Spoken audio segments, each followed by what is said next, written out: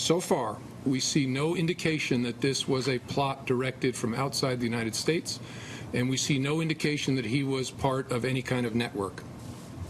It is also not entirely clear at this point just what terrorist group he aspired to support, although he made clear his affinity at the time of the attack for ISIL and generally leading up to the attack for radical Islamist groups. He made 911 calls from the club during the attack at about 2:30 in the morning, Sunday morning. And there were 3 different calls. He called and he hung up. He called again and spoke briefly with the dispatcher, and then he hung up. And then the dispatcher called him back again, and they spoke briefly. So there were 3 total calls.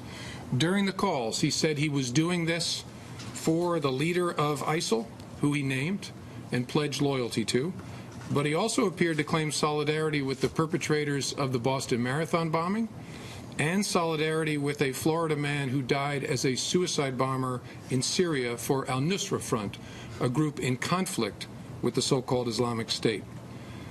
The bombers at the Boston Marathon and the suicide bomber from Florida were not inspired by ISIL, which adds a little bit to the confusion about his motives. And of course, we're working to understand what role anti-gay bigotry may have played in motivating this attack, an attack that occurred during the very month when we recognize and celebrate our LGBT brothers and sisters. Again, it's early. We're working hard to understand the killer and his motives and his sources of inspiration. But we are highly confident that this killer was radicalized, and at least in some part through the internet. So that's what we've been doing. Now let me tell you what I can about the FBI's prior contact with the killer. We first became aware of him in May of 2013. He was working as a contract security guard at a local courthouse, and he made some statements that were inflammatory and contradictory that concerned his coworkers about terrorism. First, he claimed family connections to al-Qaeda.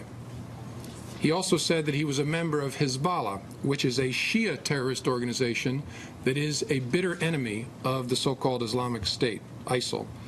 He said he hoped that law enforcement would raid his apartment and assault his wife and child so that he could martyr himself. When this was reported to us, the FBI's Miami office opened a preliminary investigation. And over the next 10 months, we attempted to determine whether he was possibly a terrorist, something we do in hundreds and hundreds of cases all across the country. Our investigation involved introducing confidential sources to him, recording conversations with him, following him, reviewing transactional records from his communications, and searching all government holdings for any possible connections, any possible derogatory information. We then interviewed him twice. He admitted making the statements that his coworkers reported, but explained that he did it in anger because he thought his coworkers were discriminating against him and teasing him because he was Muslim. After 10 months of investigation, we closed the preliminary investigation.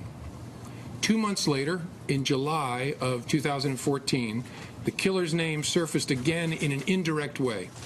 Our Miami office was investigating the Florida man who had blown himself up for the Nusra Front in Syria.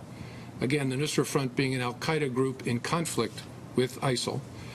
And we learned from the investigation that the killer knew him casually from attending the same mosque in that area of Florida. But our investigation turned up no ties of any consequence between the two of them. In the course of that investigation, one witness told us, when asked, do you know anybody else who might be radicalizing, that he had once been concerned about the killer because the killer had mentioned Alaki videos. But the witness had concluded that he later got married and had a child and got a job as a security guard, and so he was no longer concerned about him.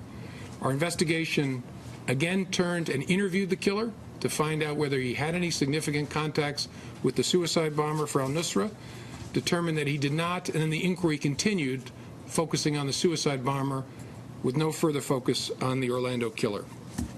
We will continue to look forward in this investigation and backward.